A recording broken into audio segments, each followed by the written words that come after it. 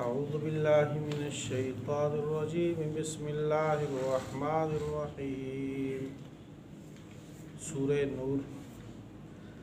آیت نمبر 32۔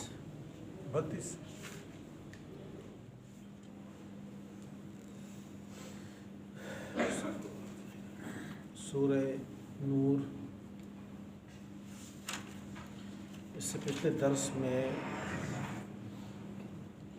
ایمان والے مردوں اور ایمان والی عورتوں کو نظروں کی حفاظت کا حکم ہوا تھا کہ مرد اور عورت دونوں اپنے نظروں کی حفاظت کریں۔ نگاہوں کی جب حفاظت ہوگی تو اس کے بعد یہ دونوں اپنی عصمت کی حفاظت کر سکیں گے۔ اگر نگاہوں کی حفاظت نہ رہی تو اس کے بعد، کیونکہ دل تک پہنچنے کا راستہ نظروں کے ذریعے ہے، نگاہ اگر خراب ہو جائے تو پھر شیطان دل تک رسائی حاصل کر لیتا ہے۔ اس کے ساتھ ایمان والی عورتوں کو اللہ جل شانہ نے احکام دیے کہ آپ لوگ پردہ کرو۔ وَلْيَضْرِبْنَ بِخُمُرِهِنَّ عَلَىٰ جُيُوبِهِنَّ، زیب و زینت کی جگہوں کو ظاہر نہ کرو۔ وَلَا يُبْدِينَ زِينَتَهُنَّ إِلَّا مَا ظَهَرَ مِنْهَا، مگر جو خود وہ جگہ کھلی ہیں، اپنی زیب و زینت صرف اپنے خاوند یا دیگر جو محرم رشتہ دار ہیں جس سے نکاح کسی صورت میں کبھی بھی نہ ہو سکے، وہ ہے محرم رشتہ دار۔ جس سے نکاح ہو سکے فی الحال، یا اب تو نہیں ہو سکتا لیکن بعد میں کبھی ہو سکے، تو وہ محرم رشتہ دار نہیں ہوتے۔ جیسے مثال کے طور پر انسان کا، مرد کا اپنی سالی سے نکاح تو نہیں ہو سکتا بیوی کی موجودگی میں، لیکن بیوی اگر فوت ہو جائے تو پھر نکاح ہو سکتا ہے۔ اب اس سالی کے ساتھ اس مرد کا رشتہ جو ہے، یہ نہیں ہے کہ اب یہ میرے سے نکاح نہیں ہو سکتا تو یہ میرے لیے محرم ہے، یہ محرم نہیں ہے، فی الحال نہیں ہو سکتا، بعد میں تو کسی وقت تو ہو سکتا ہے، تو کسی بھی وقت ممکن ہو جس کا نکاح، کبھی بھی کی ایسی صورت ہو، اس سے پردہ کرنا ہے۔ وَأَنكِحُوا الْأَيَامَ مِنكُمْ وَالصَّالِحِينَ مِنْ عِبَادِكُمْ وَإِمَائِكُمْ۔ یہاں پر اللہ جل شانہ ایک اور قانون کا ذکر فرما رہے ہیں کہ مرد ہو یا عورت، آزاد ہو یا غلام، حتی الامکان اس بات کی کوشش کرنی چاہیے کہ کوئی بندہ بغیر نکاح کے نہ رہے، کیونکہ بندے کی ایک نظروں کی حفاظت ہوگی، ساتھ ہی اس کے نکاح ہوگا، تو اس کے بعد اس کی ایمان محفوظ رہے گا۔ حدیث میں آتا ہے، جس کا مفہوم ہے کہ جو بندہ نکاح کر لے تو اس کے ایمان کامل ہو جاتا ہے۔ شیطان کو اس بندے کو بہکانے کے جو ہے وہ ذرائع کم ہو جاتے ہیں۔ اس سے پیچھے سورہ نور کے بالکل ابتدا میں حد زنا کے بارے میں آپ پڑھ چکے ہیں کہ حد زنا جو بغیر نکاح کے شخص ہے اس کے لیے تو 100 کوڑے ہیں، لیکن جو بندہ نکاح کر کے اگر اس غلط کام کی طرف جا رہا ہے تو اس کو زندہ رہنے کا حق ہی نہیں ہے، اس کے لیے رجم کی سزا ہے۔ تو اس کا مطلب یہ ہے کہ نکاح ایک بہت بڑی نعمت ہے، نکاح کا حصول ایک بہت بڑی نعمت ہے، جس کی وجہ سے بندہ زنا جیسے کبھی ترین فعل سے بندہ کوسوں دور ہو جاتا ہے۔ اسی وجہ سے اللہ جل شانہ نے انتہائی سخت سزا رکھی ہے کہ بھئی جب نکاح آپ نے کر لی ہے تو اس کے بعد دوبارہ اس کام کی طرف آ کیسے سکتے ہو تم؟ یہ تو انتہائی معیوب بات ہے۔ چلو جو بندہ نکاح جس نے نہیں کیا وہ بھی غلط کر رہا ہے، لیکن اس کے لیے بنسبت شادی شدہ کے قدرے کم ہے، اس لیے سزا کم رکھی ہے اس کے لیے۔ تو یہ کہا گیا کہ بھئی جو بغیر نکاح کے مرد ہیں، یہ عورت آزاد ہیں یا غلام، وہ ہر صورت میں نکاح کرنے کی کوشش کریں۔ اور اگر آپ لوگوں کو یہ غم ہو کہ نکاح جو ہے ہمارے پاس جو ہے وہ بندوبست نہیں ہے، کوئی رزق کا مسئلہ ہے، پیسوں کا مسئلہ ہے، تنخواہ نہیں ہے، اس بندے کی نوکری نہیں ہے، آج کل جیسے کہ عموماً جو ہے ہم بچوں کے بارے میں سوچتے ہیں، والدین جو ہے وہ ظاہر بات ہے ساری زندگی کی کمائی یا اولاد ہوتی ہے تو اولاد کے بارے میں سوچتے ہیں، تو ان کے جو منصوبہ بندی ہوتی ہے اس میں ان بچوں کی شادیاں دور دور تک نظر نہیں آتی، اس میں بچوں کو اچھی تعلیم دے کر تربیت دے کر وہ کہتے ہیں پہلے یہ نوکری پہ لگے گا، اس کے بعد اپنے پاؤں پہ کھڑا ہوگا، پھر جا کے کہیں جو ہے وہ اس کا نکاح کی بات کرتے ہیں۔ تو جس طرح آپ کے سامنے پہلی میں نے عرض کیا تھا کہ اب جو ہے جو دور ہمارا گزر رہا ہے اس میں گناہ کے اسباب بہت زیادہ جو ہے وافر مقدار میں پائے جا رہے ہیں۔ جو آپ جسے جو بزرگ گزرے ہیں، جو آپ لوگوں کا دور تھا 70 کی دہائی، 80 کی دہائی، 90 کی دہائی، وہ ہم اس کو بنسبت آج کے دور کے ہم اس کو خیر القرون کا دور کہہ سکتے ہیں کہ اس دور میں تو یہ چیزیں تھی ہی نہیں ہیں۔ وہاں اگر جو ہے جو ہم سنتے ہیں والدین سے کہ وہاں بچے اگر آپس میں کھیلتے بھی تھے تو بڑے عمر تک ان کو ایک دوسرے کو پتہ ہی نہیں تھا ان چیزوں کا۔ اب تو میڈیا ہے، سوشل میڈیا ہے، موبائل ہے، اس چیزوں نے بچے کے ذہن میں چیزیں خواص سے ڈال دی ہیں۔ اب جو ہے اس چیز کی پہلے سے زیادہ ضرورت پڑ گئی ہے کہ ہم اپنے بچوں کی کوشش کریں کہ ہم اپنے بچوں کو جو ہے نکاح کا پروگرام پہلے رکھیں اس کا، تاکہ وہ نکاح جب ہو جائے تو گویا کہ ان کا ایمان کامل ہو جائے گا۔ یہ اگر اس کی تنخواہ ہو نہ ہو، رزق ہو نہ ہو، تو اللہ تعالیٰ فرماتے ہیں کہ ان یکونوا فقراء یغنہم اللہ من فضلہ، اگر جو ہے وہ غریب ہیں، فقیر ہے، روزے کا بندوبست نہیں ہے تو کوئی مسئلہ نہیں، اللہ تعالیٰ ان کو غنی کر دیں گے۔ آپ صلی اللہ علیہ وسلم کے پاس ایک شخص آئے، ایک صحابی رسول آئے اور کہا کہ جی میں اپنے پاس کچھ پاتا نہیں ہوں، مجھے کوئی ایسا وظیفہ، کوئی ایسا عمل بتا دیں تاکہ میرے پاس رزق کی فراوانی ہو جائے۔ تو آپ صلی اللہ علیہ وسلم نے ان سے یہ فرمایا کہ آپ شادی کر لو، آپ نکاح کر لو، تاکہ جو خاتون آپ کے عقد میں آئے، ہو سکتا ہے کہ آپ کی قسمت میں نہ ہو تو وہ اپنی قسمت لے کر آپ کے پاس آ جائے، تو اللہ تعالیٰ جو ہے یہ آپ کا جو ہے ہاتھ کی تنگی دور کر دے، ختم کر دے۔ تو ہم مسلمان ہیں، ہمارے لیے تو سب سے بہتر جو ہے وہ آپ صلی اللہ علیہ وسلم اور قرآن پاک کی رہنمائی ہے کہ ہم اس طرح چلیں جس طرح اللہ چاہتے ہیں، جس طرح اللہ کے رسول چاہتے ہیں۔ ایک بات، دوسری بات یہ ہے کہ ہم چونکہ ہمارا جو یہ علاقہ، یہ خطہ ہے بر صغیر کا، ہم ہندوؤں کے ساتھ اکٹھے رہے ہیں۔ بر صغیر پاک و ہند جو ہے یہ تو ہندوؤں کے ساتھ چونکہ 700-800 سال رہے ہیں، تو بہت سی ایسی چیزیں جو خرافات ہندوؤں میں تھی وہ مسلمانوں میں ان کے ساتھ رہ کر آ گئی ہے۔ اب ہندو عورتوں میں، ہندو مذہب میں ایک چیز ہے کہ جب خاوند مر جائے تو پہلے تو قدیم ہندو مذہب میں یہ تھا کہ ساتھ عورت کو بھی جلا دیا جاتا تھا، اس کو کہتے ہیں ستی ہونا، اس کو ستی کر دو اس عورت کو۔ خاوند مر گیا، بھلے وہ ایکسیڈنٹ میں مر گیا، بھلے وہ اس کو سانپ لڑ گیا، کوئی مسئلہ ہو گیا، نوجوانی میں مر گیا، وہ اس کی عورت کو بھی زندہ رہنے کا حق نہیں، اس کو بھی اس کے ساتھ جو آگ میں جلا دو۔ جب یہ عورت کو باندھ کے اس کے ساتھ جلا دیا جاتا تھا۔ اب چونکہ ترقی کا دور ہے، تھوڑا تعلیم یافتہ ہے، اب کم از کم اتنا کہتے ہیں کہ چلو آگ پہ نہ جلاؤ، لیکن اس کو زندگی کے جو اسباب ذرائع وسائل وہ چھین لیے جاتے ہیں، اس پر گویا کہ اگلا نکاح بالکل حرام قرار دیا جاتا ہے کہ اگلی جو ہے نا یہ شادی نہیں کر سکتی عورت، یہ منحوس ہے، نحوست ہے یا کچھ بھی ہے، بہرحال ان کے ہاں بیوہ کا نکاح ہو ہی نہیں سکتا۔ اب یہ ان کا مذہب تھا، ہمارے پاس تو آپ صلی اللہ علیہ وسلم کی تعلیمات ہیں، قرآن پاک اور اس کے حدیث کی روشنی ہمارے پاس ہے، یہ نور اللہ نے ہمارے سامنے رکھا ہے، تو ہماری سب تعلیم، ہمارے اس میں معاشرے میں چیز تھی ہی نہیں۔ رفتہ رفتہ ہمارے پاس بھی چیز آ گئی ہے کہ ہم بھی اپنی بیوہ جو عورتیں ہیں ان کے نکاح کو عار سمجھتے ہیں کہ خامن مر گیا تو اب اس کو دوسرے نکاح کرنا یہ جو ہے نا بالکل ایک معیوب سی بات ہے۔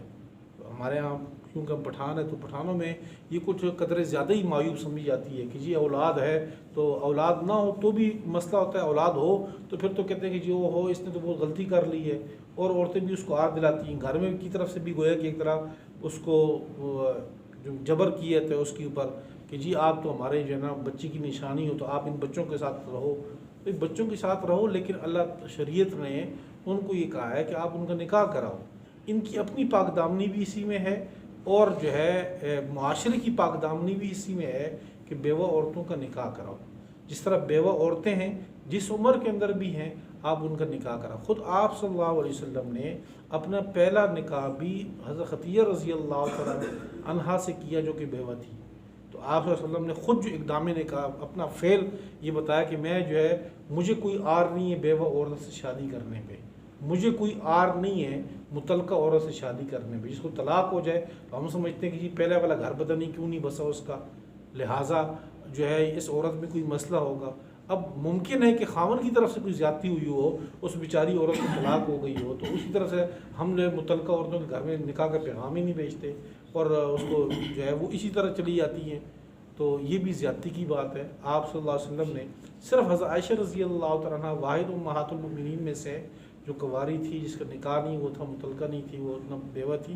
باقی اس کے علاوہ دیگر جتنی بھی ازواج مطہرات ہیں یا وہ بیوہ تھیں یا متعلقہ تھیں۔ تو آپ صلی اللہ علیہ وسلم کی تعلیمات ہمارے ہی لیے ہیں، اس میں غور کیے کریں۔ تو ایک جس طرح عورتیں ہیں اسی طرح بالکل مرد بھی ہے، مرد بھی اور جو ہے وہ زندگی کے کسی بھی حصے میں ہو، کوشش کریں کہ اگر بیوی ہے تو ٹھیک ہے، بیوی فوت ہو گئی ہے تو اگلا نکاح کرنے کی کوشش کریں کہ اگلا نکاح ہو، کیونکہ آپ لوگ ساری مجھ سے بہتر سمجھتے ہیں کہ مرد کو ایک عورت کا سہارا اللہ تعالیٰ نے یہ بنایا ہی اسی طرح ہے کہ مرد عورت دونوں کو زندگی کا ساتھ بنایا ہے کہ ایک مرد کو عورت ہی سنبھال سکتی ہے اور ایک عورت کو اس کا خاوند ہی بہتر طور پر جو ہے تحفظ فراہم کر سکتا ہے۔ وَأَنْكِحُوا الْأَيَامَ مِنْكُمْ، حضرت شاہ اسماعیل شہید رحمۃ اللہ علیہ، شاہ ولی اللہ رحمۃ اللہ علیہ کے پوتے ہیں یا بیٹے ہیں ان کے، شاہ ولی اللہ رحمۃ اللہ علیہ کے سعید خاندان کے، تو ہندوؤں کے چونکہ وہ اس وقت دور اورنگزیب عالمگیر کے دور کی بات ہے، تو انہوں نے اس وقت شاہ اسماعیل شہید بالا کوٹ میں شہید ہوئے تھے سکھوں کے خلاف لڑائی کرتے ہوئے، ان کی قبر یہاں پہ، تو اپنے اس میں دہلی میں وہاں پہ جس وقت وہ لوگوں میں وہ واعظ نصیحت کرتے تھے، انہوں نے اس وقت پروگرام شروع کیا کہ بیوہ عورتیں جو ہیں مسلمانوں کے گھروں میں ہیں یہ نکاح کریں۔ تو کسی نے ان کو کہا کہ سب سے پہلے تو آپ کی اپنی جو ہے بہن ہمشیرہ ہے ان کا نکاح نہیں، وہ بیوہ ہے۔ تو وہ آئے اور آ کر اپنی پگڑی جو ہے وہ اپنی ہمشیرہ کے جو ہے قدموں میں ڈال دی، کہا کہ میں جو ہے اگر آئندہ لوگوں کے سامنے بات کروں گا تو آپ کی وجہ سے، آپ مجھے جو ہے نا، انہوں نے کہا کیا مسئلہ ہے؟ انہوں نے کہا جی میں یہ چاہتا ہوں کہ جو مسلمان عورتیں ہیں، خواتین جو بیوہ ہیں وہ نکاح کر لیں۔ تو سب سے پہلے اعتراض تو یہاں سے آ رہا ہے کہ آپ کی اپنی ہمشیرہ ایسی ہے۔ انہوں نے کہا کہ مجھے نکاح کی ضرورت تو نہیں، لیکن ایک چیز جو سنت جو ہے وہ مٹ رہی ہے، اس کو زندہ کرنے کے لیے میں نکاح کرنے پہ تیار ہوں۔ ان کا نکاح کروایا اور اس طرح پھر ہزاروں عورتوں کا نکاح انہوں نے، جو بیوہ عورتیں تھیں جو ہندوؤں کے ساتھ جو رسم و رواج میں ایک طرح ہو چکے تھے، ان کا پھر نکاح کرایا۔ وَأَنْكِحُوا الْأَيَامَ مِنْكُمْ، اور تم نکاح کراؤ ایامہ منکم، جو بے نکاحے ہوں تم میں سے، وَالصَّالِحِينَ مِنْ عِبَادِكُمْ وَإِمَائِكُمْ، جو صلاحیت رکھتے ہو، نیک ہو، صلاحیت رکھتے ہو، من عبادکم، تمہارے غلاموں میں سے، وإمائکم، تمہارے باندیوں میں سے، ان یکونوا فقراء، اگر ہو وہ فقیر غریب ہوں، یغنہم اللہ من فضلی، اللہ تعالیٰ ان کو اپنے فضل سے غنی کر دیں گے، واللہ واسع علیم، اللہ وسعت والے ہیں، گنجائش والے ہیں، وہ غنی کر سکتے ہیں، علیم خوب علم والے ہیں۔ وَلْيَسْتَعْفِفِ الَّذِينَ لَا يَجِدُونَ نِكَاحًا، چاہیے کہ وہ لوگ پاک دامن رہیں، پاک دامنی اختیار کریں، ضبط کریں، وہ لوگ لا یجدون نکاحً، جو نکاح کو نہیں پاتے۔ اب ظاہر بات ہے، ایک طرف سے انسان کے اوپر نفس شیطان کے حملے ہیں، دوسری طرف سے وہاں پر بیوی بھی نہ ہو، نکاح بھی نہ ہو پڑا ہو، تو وہاں پر ترغیب یہ ہے کہ وہ بندہ پھر روزے رکھے، نفس کو کمزور کرے، تاکہ جو ہے اس کی وجہ سے وہ بندہ گناہ تک نہ پہنچ سکے، حتیٰ یغنیہم اللہ من فضلی، یہاں تک کہ اللہ اس کو اپنے فضل سے غنی کر دے۔ والذین یبتغون الکتاب، اور وہ لوگ جو مکاتب بننا چاہتے ہیں، کتابت کو تلاش کرتے ہیں، مما ملکت ایمانکم، تمہارے غلاموں میں سے۔ یہ چونکہ آج کل یہ صورتحال ہے نہیں ہے، غلاموں والی صورتحال گزر گئی ہے، آج کل کسی انسان کو غلام نہیں بنایا جا سکتا۔ اس دور میں، جس دور میں غلاموں کی صورتحال تھی، تو وہاں پر ایک چیز تھی کہ مکاتب بنانا، کتابت کی، یعنی کہ غلام اپنے آقا سے یہ کہتا کہ آپ نے جتنے کا مجھے خریدا ہے، میرا آپ کتنے پیسے لینا چاہتے ہو، آپ مجھ سے پیسے لے لو، یعنی میں مزدوری کروں گا، پیسے آپ کو دے دوں گا، تو میں آزاد ہو جاؤں گا. تو شریعت نے کہا اس کو مکاتب کہتے ہیں. مکاتب کہ بھئی اس بندے نے اپنے غلام کو مکاتب بنا دی ہے, یہ پیسے دے گا, 10,000 دے, 20,000 دے, جتنے بھی رکھ دے, یہ دے گا اور یہ آزاد ہو جائے گا. تو شریعت نے یہ کہا کہ جو بندہ مکاتب بننا چاہتا ہے تمہارے غلاموں میں سے, تو آپ اس کو مکاتب بناؤ. اگر آپ بہتری سمجھتے ہو تو آپ اس کو مکاتب بنا دو. ایک طرح سے شریعت کہ بھئی شریعت نے, اسلام نے کسی کی غلامی کو پسند نہیں کیا, کہا کہ اس کو آپ مکاتب بناؤ تاکہ وہ پیسے کما کر آپ کو دے. ایک بات. دوسری طرف سے اگر آپ نے, ہم نے پڑھا تھا 10ویں سپارے میں زکوٰۃ کے جو نصاب تھا کہ بھئی کن کن لوگوں میں زکوٰۃ تقسیم ہوگی, تو وہاں پر انما الصدقات للفقراء والمساکین والعاملین علیہ والمؤلفۃ قلوبهم وفی الرقاب. یہ لفظ ہے کہ بھئی وہ غلام جو اپنے آزادی چاہتے ہیں, اور تو آپ ان کو بھی اب زکوٰۃ دے دو تاکہ جلد از جلد جو ہے وہ اپنے آقا کو پیسے دے دیں اور غلامی سے جان چھڑائیں اور آزاد ہو جائیں. تو یہ وہ مکاتب ہے. والذین یبتغون الکتاب, وہ لوگ جو کتابت یعنی مکاتب بننا چاہتے ہیں, تلاش کرتے ہیں اس کو, مما ملکت ایمانکم, تمہارے غلاموں میں سے, فکاتبوہم, پس تم ان کو مکاتب بناؤ, ان علمتم فیہم خیرا, اگر تم ان میں کوئی بہتری سمجھتے ہو, وآتوہم من مال اللہ الذی آتاکم, اور تم دو ان کو, ان غلاموں کو, ان مکاتب کو تم دو اللہ کا وہ مال جو اللہ الذی آتاکم, وہ مال اللہ کا جو اللہ نے تمہیں دی ہے, تم اس سے بھی ان کے ساتھ تعاون کرو. ولا تکرہوا فتیاتکم علی البغاء, اپنی بچیوں کو, اپنی باندیوں کو مجبور نہ کرو علی البغاء, زنا کے اوپر. ان اردنا تحسنا, خصوصاً اس صورت میں بھی کہ جس صورت میں وہ پاک دامن رہنا چاہیں, لتبتغوا عرض الحیات الدنیا, تم اس لیے ان کو زنا پر مجبور کرتے ہو تاکہ تم تلاش کرو دنیا کی چند ٹھیکرے سامان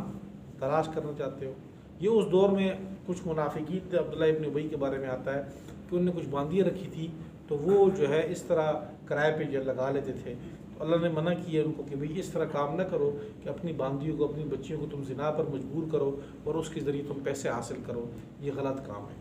ومن یکرہن, اور جو بندہ ان کو, عورتوں کو مجبور کرے گا اس چیز کے اوپر, فإن اللہ من بعد اکراہہن, بس بے شک اللہ تعالیٰ ان کی مجبور کرنے کے بعد اگر وہ اللہ کی طرف لوٹتے ہیں تو اللہ تعالیٰ غفور الرحیم, معاف کرنے والے, نہایت رحم کرنے والے.